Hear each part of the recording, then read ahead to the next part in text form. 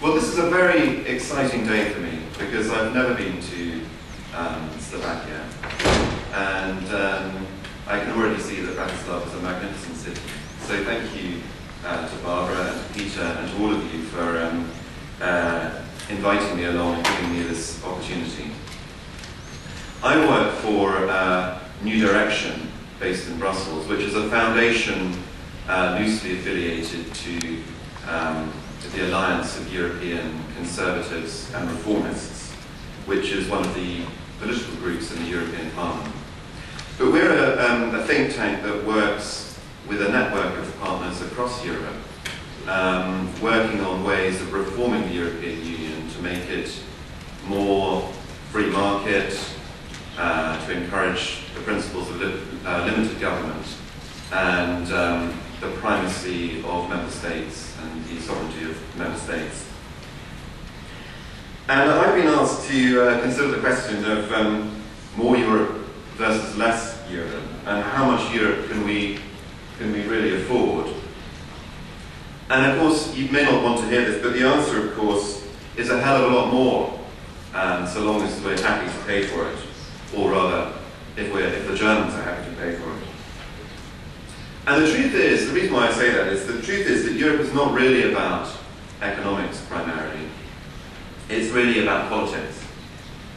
And so if the political will is there, we can indeed, potentially, afford a lot more Europe. From the economic point of view, the economics of the EU are really quite marginal, it could be argued. Take my own country, the United Kingdom, as an example.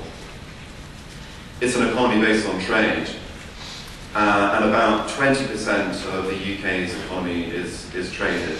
About half of that is traded with other members of the EU.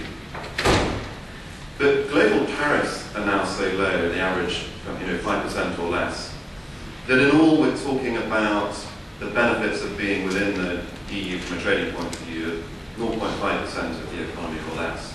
And if you counter that against the net contribution made by the UK to the EU budget, it's really quite a small margins that we're talking about. We've also got the single market, which of course is a central plank of EU economic policy. And that's really about regulatory harmonisation. And even that is a sword with two edges, because what tends to happen is that regulations are harmonised upwards to the highest common denominator. And if you're a domestic producer with a domestic market, then that isn't necessarily a help at all. So even the single market is a mixed story from an economic point of view. And you could even go further than that and say that the euro crisis, the eurozone crisis which we're experiencing at the moment, is really a derivative of the wider sovereign debt crisis that afflicted certainly many countries around the world, and especially in the West.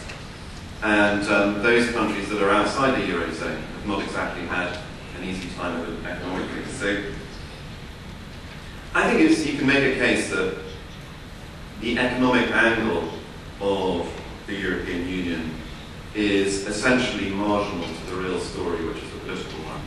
You can even look at the bailouts which are happening, the fiscal transfer between Northern and Southern Europe, and look at it in terms of kind of export of politics by the Southern countries, where they're effectively selling politics to the North, and the North is paying for the bailouts based on their strong export performance of recent years. And of course I'm exaggerating this to a certain extent to make the point that what we're really talking about here is a political project. And that's why so much pressure is being spent from either side. So the question really I want to talk about is not how much we can afford, but how much we really want. Because if you really want something, then you're going to be willing to pay for it. So, for example, within a country such as the UK, the people of London pay far more to the people of Liverpool every year than the people of Germany are currently paying to the people of Greece. So it's really a question of politics driving the economics here. And it's, in a sense, the political momentum towards more Europe is still very strong. And that must reflect, at least in some measure, popular acquiescence across Europe. You know, time and again, we hear critics of the European project saying that in the inevitability of economics will undermine this or that part of the European project. And at the moment we're hearing voices, not least from Germany, who are predicting the collapse of the euro, or at least the eurozone to be split into two or more areas. But it's now several years since the eurozone crisis, and it seems to me that the architects of the eurozone project have been blown not back by the storm, but forwards. And on the other hand, there's no major mainstream opposition to the euro within the eurozone yet. Indeed, the opposition is divided. Euroscepticism has not yet found a continent-wide voice, whilst on the other hand, the European elite is united. Opponents to the European project want something different in each country. Alternative for Deutschland, for example, speaks an entirely different language from Syriza in Greece, both literally and metaphorically. Meanwhile, Europe's political leadership speaks to each other the whole time in Brussels, the same form of Euro-English. But nonetheless, the picture I'm painting, I don't think, is going to last forever. And I think this political momentum, which is still superficially strong, is going to be fatally undermined. And I'd like to describe very briefly why and in what manner I think it'll run out of steam. So I think if we look beyond the immediate and familiar set of problems, it's possible to put the European Union into an historical and strategic context, which I think is actually more optimistic from my point of view as a Euro reformist, so to speak. Even if the picture is going to be a little muddled, as I'll explain. So what is Europe going to be like, not in 2 years or 5 years, but in 20 years or 25 years? And to me, the essence of the question is that the EU is a political answer to political problems that no longer exist.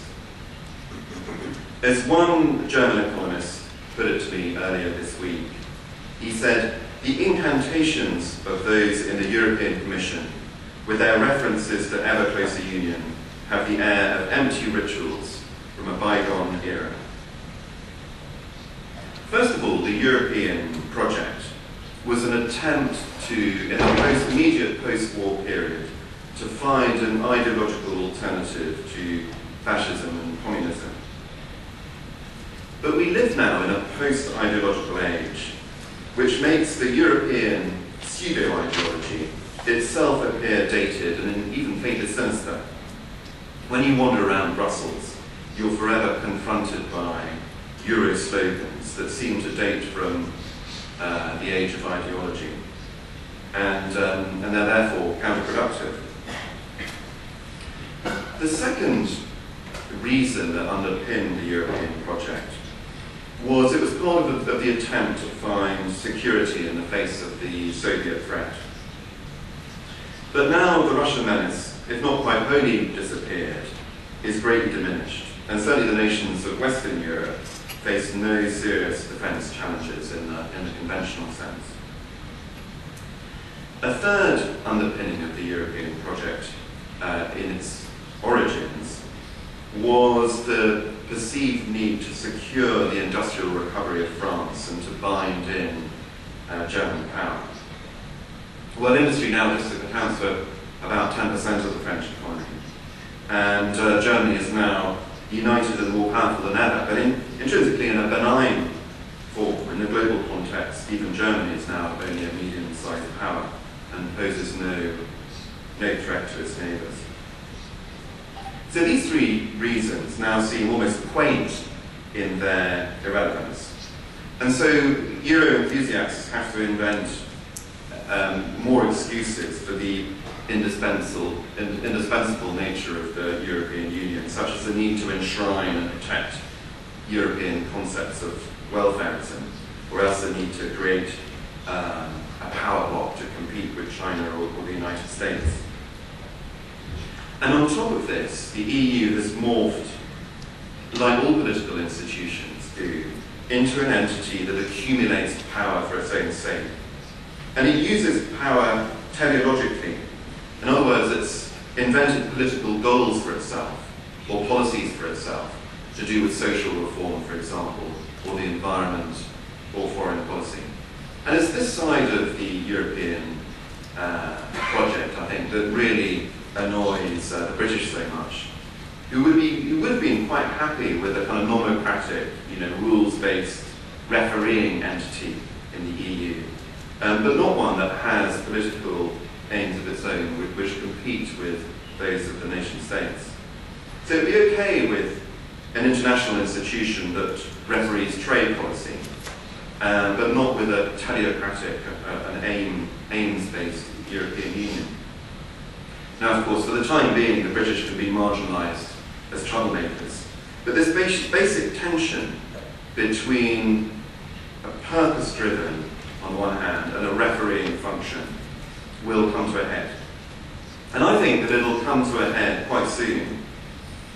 One of the big discussions in Europe at the moment is about the advent of the EU-US Trade and Investment Partnership, which is called TTIP for short.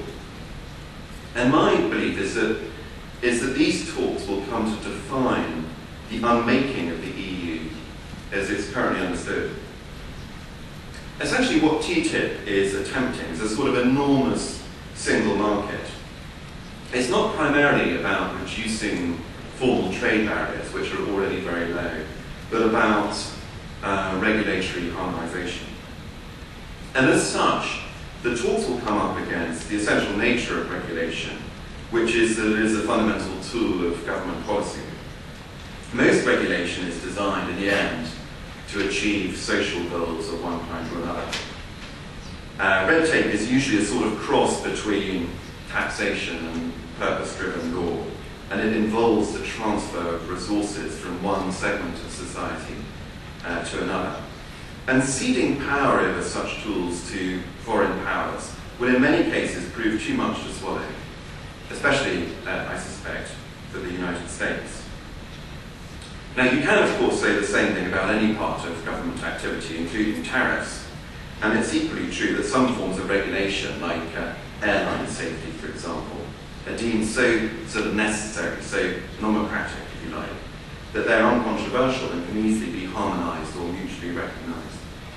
But there's no way that the regulation of banks, for example, in the aftermath of the credit crunch, or labour markets, is going to be pooled between the European Union and the United States. So the argument, which is put forward often by free market pro-Europeans, that you should harmonise more or less everything, because more or less any divergent government activity can be a barrier to trade, is going implicitly to be challenged by TTIP and other similar negotiations around the world. In other words, the sensible boundary between what should and should not be pooled is going to be explored once again, and this time by two equal parties who are under no pressure of inevitability and have none of the myth of European destiny that so colours debate about membership of the EU. And such an agreement, wherever its boundaries eventually lie, will hold up a model to the world. If EU-US are formed a single market with exclusions for those areas of government activity that should not be ceded for reasons of democratic accountability, then what has Britain or anyone else to lose from forming a similar sort of agreement? I mean, basically, the transatlantic partnership will be creating what Britain's ideal of the EU currently is. And it's not just Britain, but other countries too. Countries such as Turkey, Ukraine, Morocco, for example. You know, a country like Turkey is less and less interested in formal membership of the European Union as it becomes clearer that there's nothing much extra to be gained from it. And Turkey is very keen to have some sort of arrangement with the US that's very similar to the TTIP being negotiated between the EU and the US. And in fact, the EU is encouraging the US to contemplate this. And so, you know, they'll hardly be able to complain if other countries such as Britain follow suit. And similar treaties are being negotiated, or already have been, with countries such as Japan, Canada, Mexico, and others. So what we're seeing is that the most sensible arrangements are made on tariff elimination, yes, and also with some agreements on mutual recognition of standards, competition policy, government procurement rules, visas, and so on. Further regulatory harmonisation beyond that is usually not worth the candle. It causes far too much political angst because it affronts democratic nationhood itself. And as you push for more harmonisation of market rules, you encounter greater and greater political problems for less and less economic gains. I was talking to a German business leader a couple of months ago who told me that at the time of the creation of the euro, he campaigned very strongly in Sweden for Sweden to join the euro. And he thought that it would be a disaster for Swedish industry if Sweden stayed out. But in fact, it's made absolutely no difference. And even the creation of the single market is virtually impossible to detect the impact that it's had on member states' growth rates. So in the end, you have to find a sensible balance, somewhere in the absence of political momentum as being acquired by historical accident in Europe, that is far short of what is being built in the European Union. And to put it another way, that rather uneven line where the law of diminishing returns kicks in. It's much easier, actually, for countries to lead by example in reducing tariffs, like a lot of countries far away from Europe have done this unilaterally, or recognising each other's jurisdiction standards, than in establishing complex institutions like the EU that start to acquire their own political ambitions. So for the next few decades, we can look forward to an international system of complex institutions becoming more prevalent, interlocking trading arrangements underpinned by the World Trading Organization, and numerous bilateral treaties of varying degrees of shallowness, in fact. Does that mean that the EU will collapse in the face of this example? No, I don't think so. I have faith in the politics of Euro model. What we're left with is a core zone where economics and politics are having a difficult time mixing, and there will surely be a sort of compromise over time in which the EU's institutions and symbolism remains intact, but the process of integration runs into the sands of irrelevance in front of these examples of more sensible arrangements. So the EU's institutions will remain, in name and superficial structure at least, and the euro itself may well survive. But the option of a more flexible arrangement, advocated not just by Britain, but actually implemented by the US and the EU itself and others, will make the concept of ever closer union ever more redundant. Only yesterday I was hearing that a Dutch government attempt to circumvent the harmonising but impossible ideal of the EU Services Directive by creating a new body of countries distinct from the EU that would go down the much simpler route of mutual recognition of standards. So this muddled, multifaceted, internationalist solution to trade and international relations is the future, in my view, at least until the next historical crisis, which will be what happens after democracy. But that's another story. Thank you very much.